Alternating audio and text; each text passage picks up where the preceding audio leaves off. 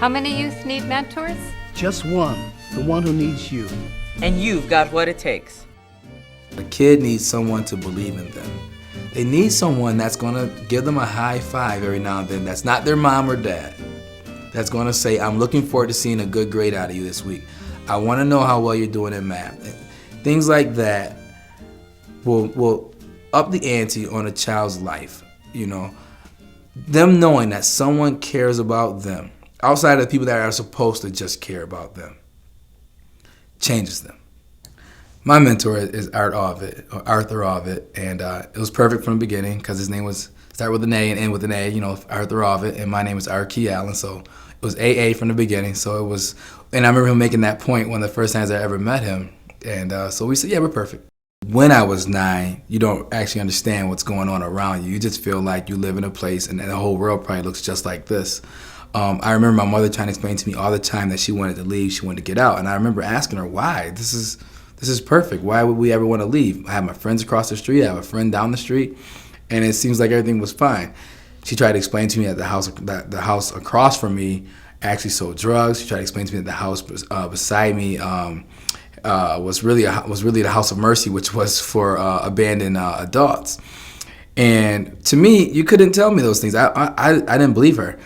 It actually wasn't until I saw 90210 that someone lived besides the way I did. I thought, they really talk like that on 90210. And that was the first time I ever realized that people actually enjoy life a different way than I'm enjoying it. Art said he was going to come pick me up on Friday, and when Friday came, he was there. And he came on time, which wouldn't have mattered to me. He could have came an hour late, but he came on time. And then he said, you know, I'll see you next week. And then he came again next week. Those were the most important things you could ever do for me. It didn't quite matter what we did. It was for the first time I had someone that meant what they said, and that was awesome. You know, me and my brother were like twins. Even though we were a year and a half apart, everyone thought we looked alike, acted alike, etc. And my brother wound up murdered. He was murdered in 1999. And I just feel like the difference between him and I was the exposure that Art gave me and what he didn't get. He had a mentor as well, but his mentor moved away after 2 years, and my brother went back to just being on his own. I owe my life to Art. I still hadn't really said I was going to go to college. I didn't have any examples of people going to college, unless you wanted to count Art. Art started talking to me about it. You know, he could talk to me about college far better than my mother could, because my mother hadn't been, nor did she know how much it was going to cost, etc. And to me, we were living fine. So why would I have to go to college? She did it, and we were living great. You know, so again, kids need examples.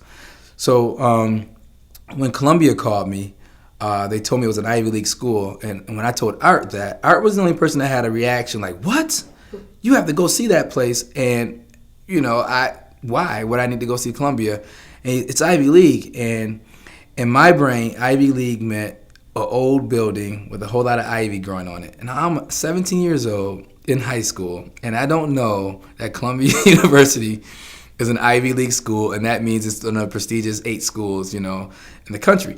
I didn't know. My life without Art, I think would have been okay, but okay is not what it is right now. I'm doing great. And I really enjoy my life.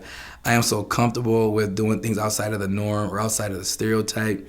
You know, I jet ski, I bungee jump, and I do things that, you know, the average kid just will not be able to do. And I'm comfortable, in my own skin, and I'm comfortable with going into a place where I'm not the only, not everyone looks like me, you know, and that all starts with Art. I mean, because you have to remember that there's kids out there that don't even know they want help yet or need help yet. But there's ones that if they have said they want the help and they are ready, then we should be ready to give them someone. And, you know, and I guess I would really encourage anyone to do it. Don't think you need to be elaborate. That holds you back. Don't think you're going to save the world either. Saving the world makes you do nothing. Just worry about the one student that's in front of you. And again, just take them to dinner. That's it. Just start there. Just listen to him or her.